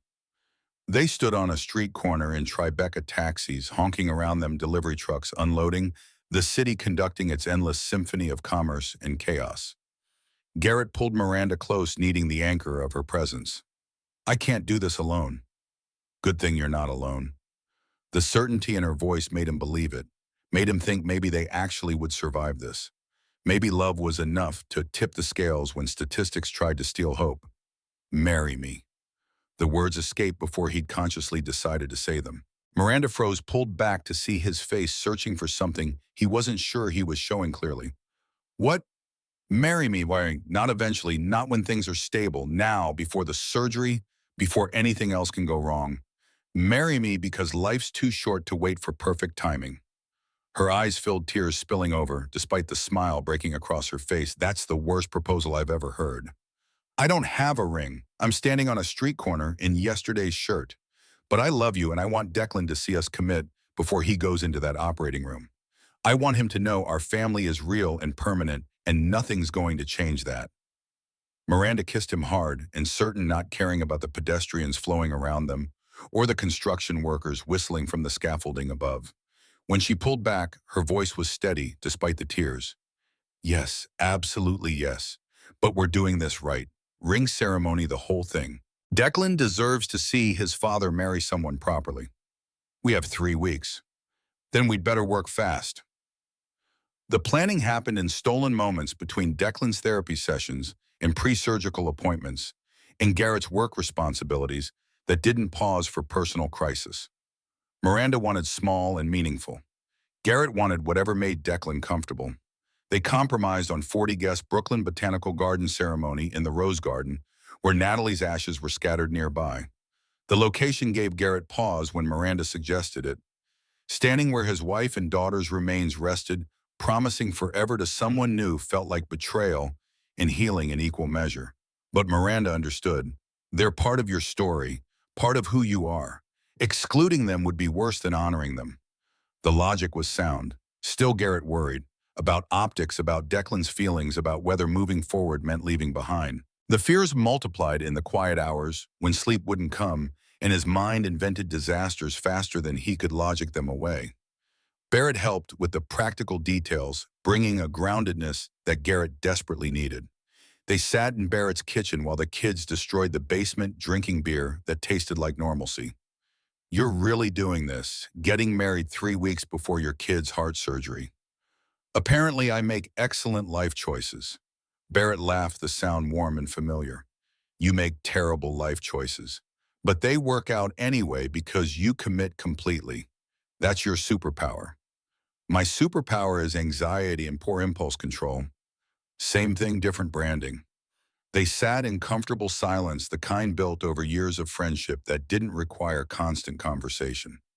Barrett had been there when Natalie died, had held Garrett through the worst of the grief, had never once suggested moving on or getting over it, or any of the useless platitudes people offered when they didn't know what else to say. You think I'm betraying her, Natalie? Barrett set down his beer, met Garrett's eyes with the directness of someone who'd earned the right to honesty.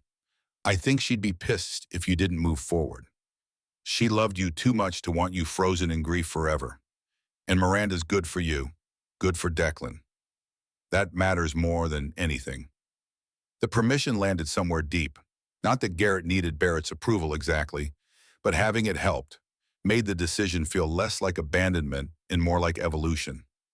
I'm terrified. Of the wedding or the surgery? Both, all of it, everything. Barrett's grin was knowing.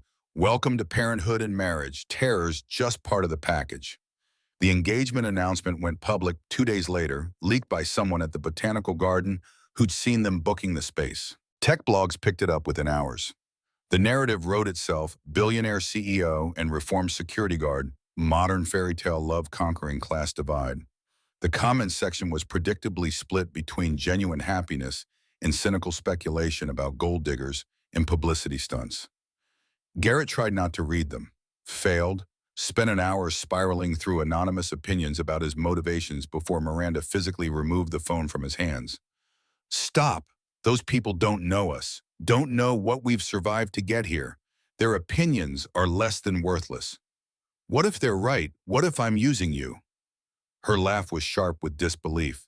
You're using me, the man who tried to refuse the job offer because it felt like charity, who insisted on paying back every dollar, who still splits dinner checks despite knowing I could buy the restaurant. That man is using me. The absurdity of it broke through his spiral. Garrett managed a weak smile. When you put it that way. There's no other way to put it. You're the least mercenary person I've ever met. It's actually kind of annoying how principled you are. Sorry for having integrity. Don't apologize. Just stop reading comments. Promise me. He promised, meaning it, knowing he'd probably break it anyway because anxiety didn't respond to logic. But trying counted for something. Trying was all anyone could do. The pre-wedding crisis arrived exactly when Garrett should have expected it, late at night, 2 days before the ceremony, Declan appearing in his bedroom doorway with the particular stillness that meant emotional earthquake. Dad, I can't sleep. Garrett sat up immediately, years of single parenthood making him alert within seconds. What's wrong? It's about the wedding, about Miranda. His heart sank. He'd been waiting for this, for Declan to process what Miranda's permanent presence meant. For the reality that adding someone new meant changing the family structure they'd carefully built. Come here. Declan climbed into bed beside him, small and warm and carrying weight no 9-year-old should carry. Garrett waited, letting his son find the words in his own time. What if Mom's mad at me? Mad about what? About you marrying Miranda. What if she thinks I'm forgetting about her? The question was different from the survivor's guilt. This was about loyalty, about permission to move forward, about whether loving new people meant betraying old ones. Garrett thought carefully about his answer, knowing this moment mattered. Bug, Miranda isn't replacing Mom. Nobody could do that.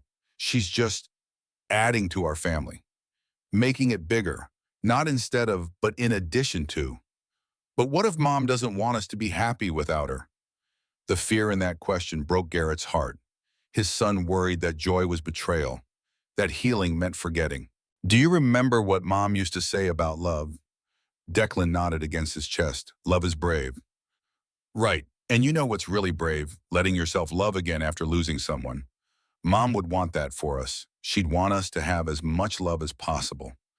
Declan was quiet for a long time, processing. Then, can we tell her about tomorrow, about Miranda? The request was so earnest that Garrett's throat closed. Yeah, Bug, we can do that. They went to the cemetery at midnight, breaking probably several laws about park hours. But Garrett had learned that sometimes the right thing ignored convenient rules. Prospect Cemetery was quiet, just them and the security guard who Garrett tipped $100 to look the other way. Natalie's marker was simple. Granite, nothing fancy, just her name and dates and the line she'd always said when things got hard. Love is brave. Hadley's was next to it, even simpler, because what did you say about a 7-year-old who'd barely begun living? Declan knelt, placing wildflowers they'd picked from a bodega that had stayed open late. Garrett crouched beside him, one hand on his son's shoulder. Hi, Mom. Hi, Hadley. It's me and Dad. We wanted to tell you something. The night air was cool, carrying the scent of grass and city and the particular mixture of soil and memory that cemeteries held. Garrett let Declan lead, knowing this was his son's conversation. Dad's getting married tomorrow. To Miranda. She's really nice. She listens when I talk about dinosaurs, and she doesn't get mad when I forget stuff. I think you'd like her. Tears tracked down Declan's face, silver in the moonlight. Garrett's vision blurred, but he stayed quiet, letting his son purge the worry. I miss you both, every day, but I think it's okay to be happy again. Dr. Grant says you'd want that, and Miranda makes Dad smile. That's good, right? The silence after felt sacred. Garrett added his own message, voice rough with emotion. Natalie, thank you for everything you taught me, for Declan, for showing me what love looks like. I'll never forget you, but I'm choosing to live again, and I think you'd like Miranda. She's stubborn and kind, and she loves our son. That feels like your blessing. They sat there until the cold drove them home, both lighter for having said the words out loud. In the car, Declan's hand found his. Dad, I'm ready for tomorrow now. Me too, Bug, me too. The wedding day arrived with perfect May weather, the kind that felt personally arranged by a universe trying to make amends. Garrett dressed in Barrett's spare room, hands shaking while trying to work the tie. Declan had chosen navy with small dinosaurs that were subtle until you looked closely. You look good. Barrett appeared in the doorway, already dressed, looking unfairly comfortable in formal wear. You look like you're about to throw up. Accurate. Normal. I threw up twice before my wedding. Jenny still gives me shit about it. The admission helped. Garrett focused on breathing, on not spiraling into the 1,000 ways this could go wrong. The ceremony was in 2 hours. Declan was with Vivian getting ready in the Botanical Gardens preparation room. Miranda was somewhere else in the building, presumably going through her own version of pre-ceremony panic. You think I'm doing the right thing? Barrett's expression went serious. I think you survived something that breaks most people. I think you rebuilt from nothing and kept Declan safe and sane. I think Miranda sees that strength and loves you for it, not despite it. And I think Natalie would be proud of the man you've become.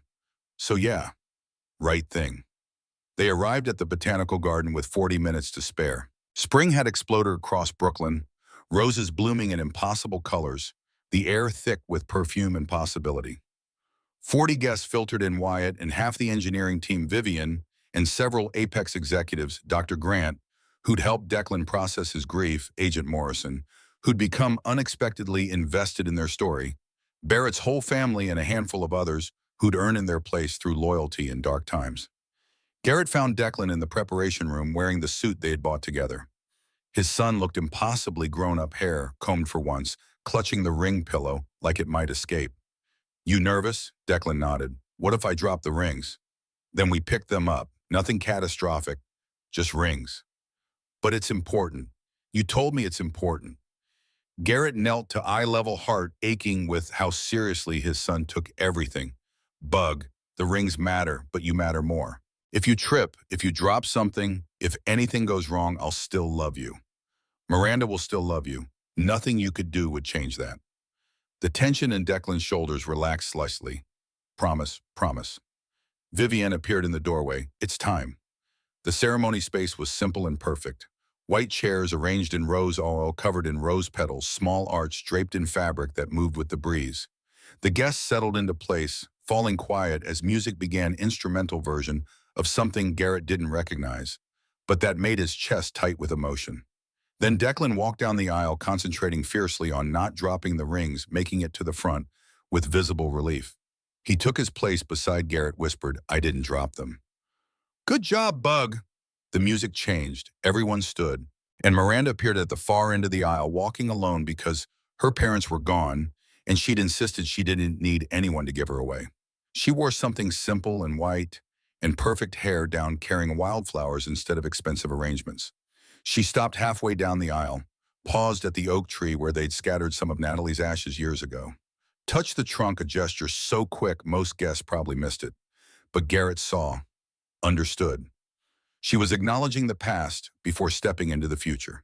Then she continued forward, and her eyes met his, and everything else fell away. The officiant was a judge. Vivienne knew a woman who'd presided over enough weddings to make the ceremony feel personal without being saccharine. She opened with standard words about love and commitment, but then shifted.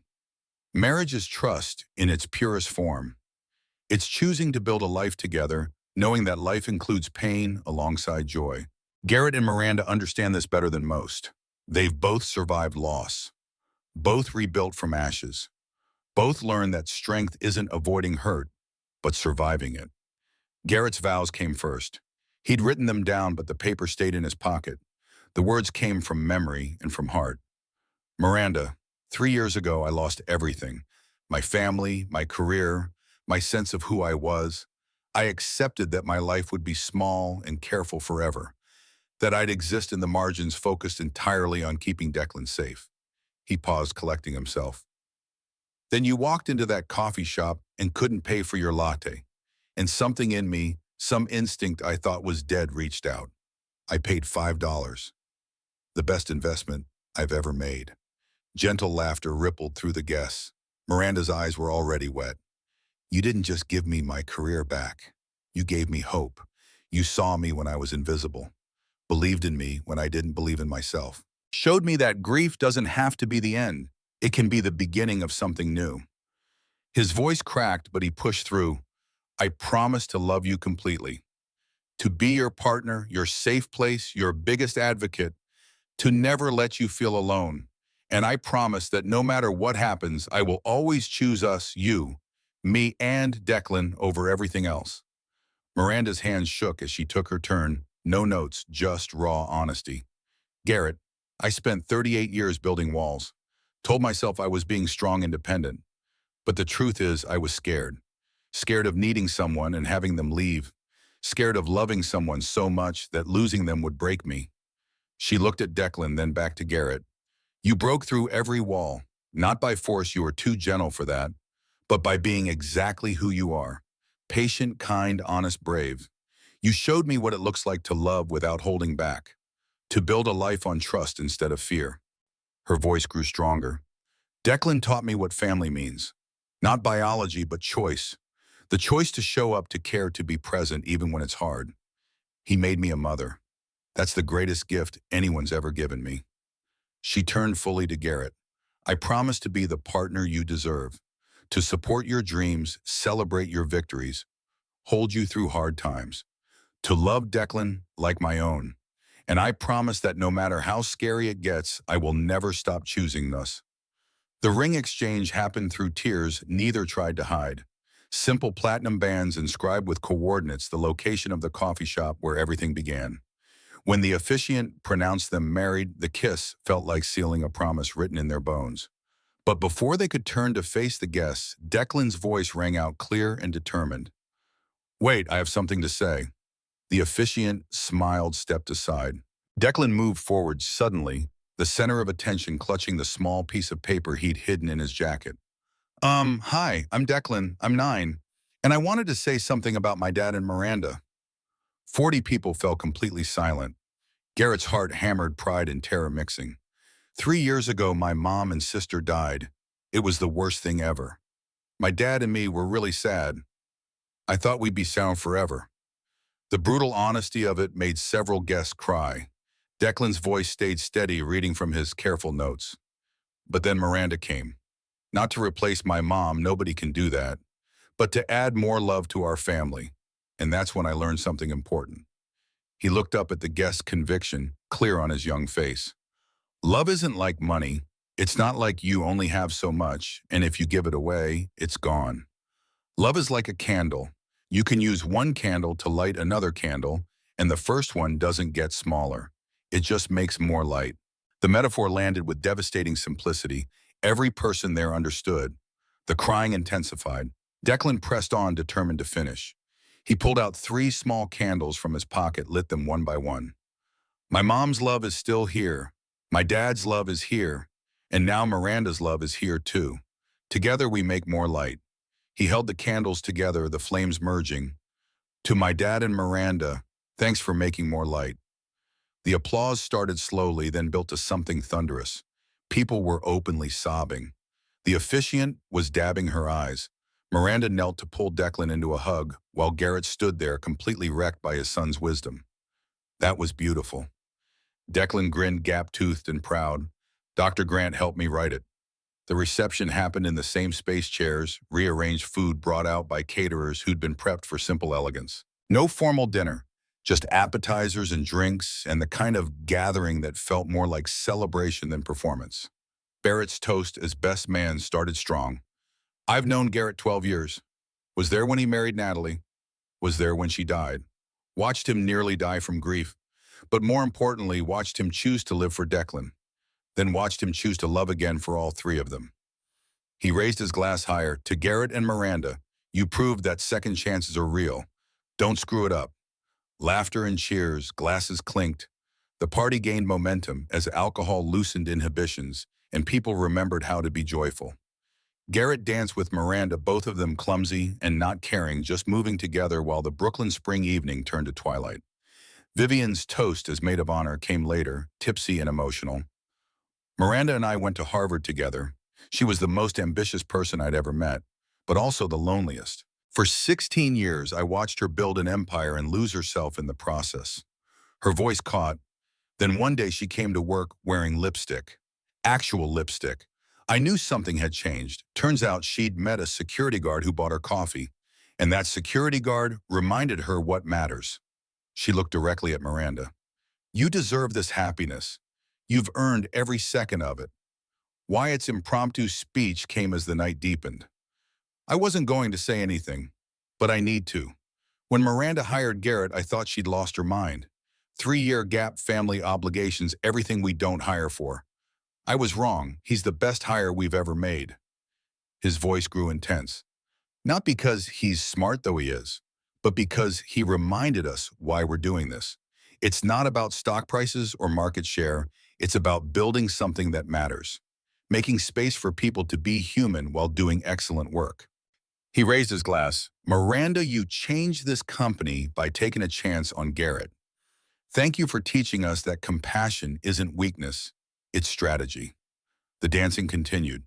Declan hung out with Barrett's kids, running through the gardens until exhaustion claimed them. Adults talked and laughed and drank too much, celebrating not just a wedding, but the particular miracle of survival and rebuilding and choosing food after devastation. Late in the evening, Garrett found himself alone with Miranda on a bench overlooking the rose garden where they'd pledged forever. The party continued, behind them distant music and laughter, while they sat in contented silence. We did it. Her voice was soft, tired, happy. Yeah, we really did. Declan's speech destroyed me. Destroyed everyone. The officiant told me she's using it as her example of perfect wedding vows from now on. Garrett laughed, pulling her closer. Our 9-year-old son is better at expressing emotion than either of us. He gets it from his father. I'm terrible at expressing emotion. You're excellent at it. You just think you're not because you don't make grand gestures. But Garrett, every day you show up for Declan, every time you let yourself be vulnerable, every moment you choose to trust, that's expressing emotion. That's being brave. The words settled something in him. Miranda had a gift for reframing his perceived failures as hidden strengths, for seeing past his doubt to the person she believed in, absolutely.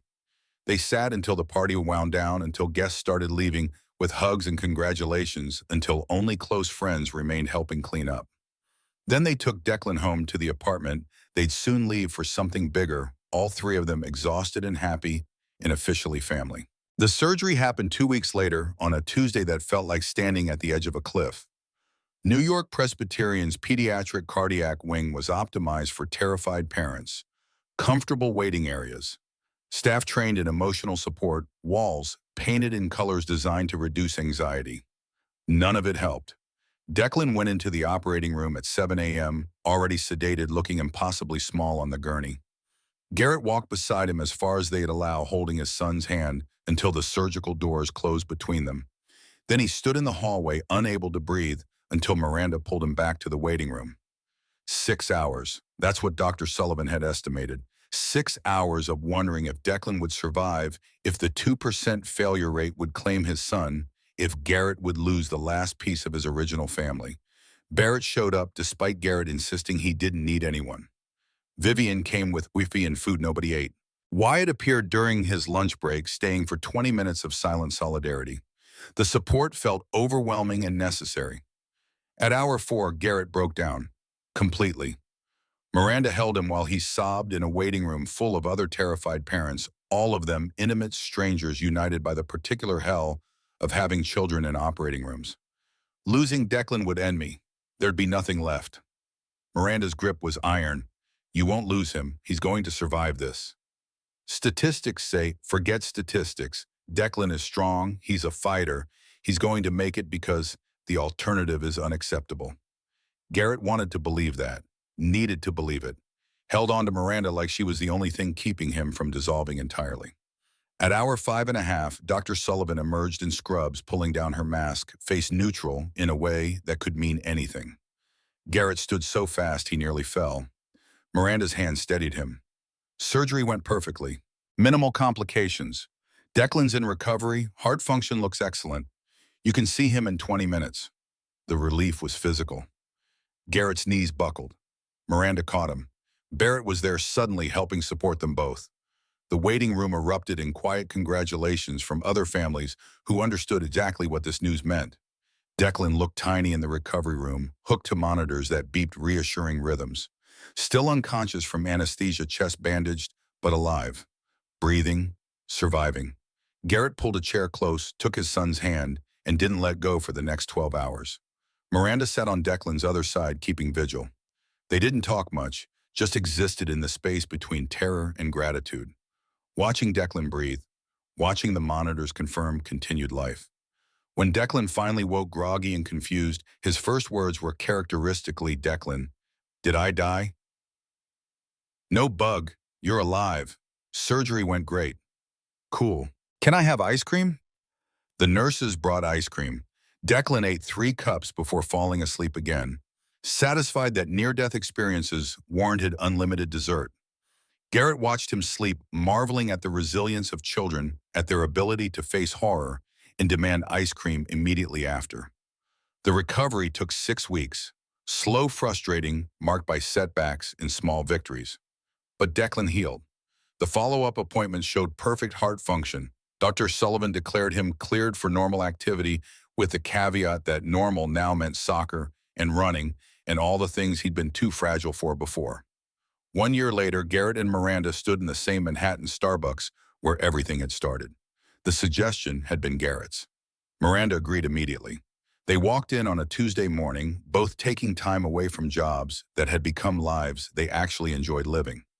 Marcus, the barista, recognized them instantly. Hey, coffee couple, haven't seen you in forever. We got married, had a whole year of adventures. No way, congratulations, coffee's on me today. They tried to protest. Marcus insisted.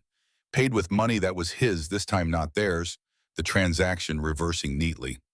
Garrett and Miranda sat by the window watching morning Manhattan flow past commuters, rushing construction workers.